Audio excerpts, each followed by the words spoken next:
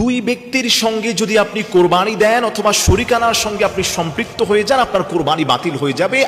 আমি আবারও রিপিট করছি, আমার দিকে অ্যাটেনশন প্লিজ, মনোযোগ বাড়ান।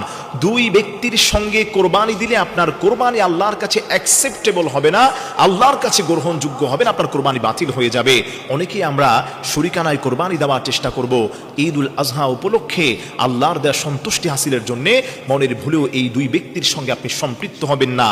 এক নম্বর হচ্ছে, যেই মানুষটা প্রকাশ্যে হারাম খাচ্ছে, অপ্রকাশ্যে হারাম খাচ্ছে, আপনি জানছেন, আপনি খবর নিয়ে দেখেছেন এই লোকটা হারামের সঙ্গে জর্জরিত, সুদ খাচ্ছে, ঘুষ খাচ্ছে, নোংরামি করে উপার্জন করে আপনার সঙ্গে শেয়ার কোরবানি দিচ্ছে, তার কোরবানি আপনার সঙ্গে সম্পৃক্ত হওয়ার কারণে আপনার কোরবানিও বাতিল হয়ে যাবে। তার মানে আপনি যদি 7 ভাগের মধ্যে কোরবানি দেন, 1 ভাগ যদি আপনার হয়ে যায় আর ওই ভাগের সঙ্গে যদি অন্য কেউ শরিক থাকে 7 ভাগের মধ্যে, তাহলে সবার কোরবানি কিন্তু বাতিল হয়ে যাবে। এটা অত্যন্ত গুরুত্বপূর্ণ বিষয়, কারণ আল্লাহ তাবারক ওয়া তাআলা পবিত্র কোরআনুল কারীমে আল্লাহ বলছেন, ইন্নাল্লাহা তাইয়্যিব ইউহিব্বুত তাইয়্যিব, আল্লাহ তাআলা নিজে পবিত্র এবং পবিত্রতাকে আল্লাহ তাবারক ওয়া তাআলা বড্ড ভালোবাসেন। আপনি যদি হারামের সঙ্গে সম্পৃক্ত হয়ে যান, তাহলে কিন্তু আপনার কোরবানি আল্লাহর কাছে কবুল হবে না।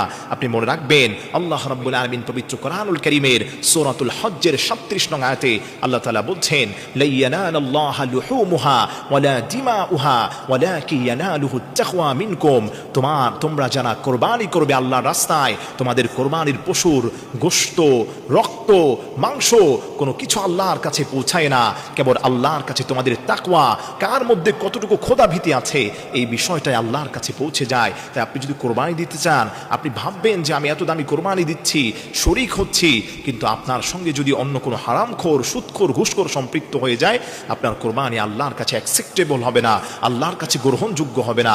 নাম্বার 2 হচ্ছে, যেই মানুষটার সঙ্গে আপনি কোরবানি দিলে আপনার কোরবানি বাতিল হয়ে যাবে, তারটা তো বাতিল হবে, আপনারটা বাতিল হবে, যার নিয়তের মধ্যে গরমিল থাকে। অনেকেই কোরবানি দেয় মানুষকে দেখানোর জন্যে, গোশত খাওয়ার জন্যে, মানুষটাকে বড় লোক বলবে, মানুষটাকে বড় ধনাঢ্য ব্যক্তি বলবে, এই দেখানোর জন্যে, এগুলো শোনানোর জন্য সমাজের মানুষকে সে কোরবানি দেয়।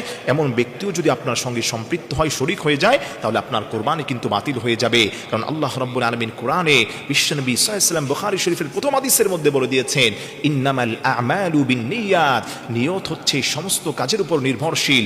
যার নিয়তের মধ্যে গরমিল রয়েছে, যার নিয়তের মধ্যে ঝামেলা রয়েছে, যার নিয়তের মধ্যে আল্লাহর সন্তুষ্টি নেই, তার কোরবানি কোশ্চিনকালেও অ্যাকসেপ্টেড হবে না, কোশ্চিনকালেও আল্লাহর কাছে গ্রহণযোগ্য হবে না। তাই আসেন, কোরবানি আমরা একমাত্র, কেবলমাত্র, শুধুমাত্র কুল ইন্না সালাতি ওয়া নুসুকি ওয়া মাহইয়ায়া ওয়া মামাতি লিল্লাহি রাব্বিল আলামিন, আপনি বলবেন আমার নামাজ, আমার কোরবানি, আমার জীবিত থাকা, আমার মৃত্যুবরণ করা একমাত্র আল্লাহর জন্য যদি হয়, তখনই আপনার কোরবানি আল্লাহর কাছে গ্রহণযোগ্য হবে, আল্লাহর কাছে কবুল হয়ে যাবে।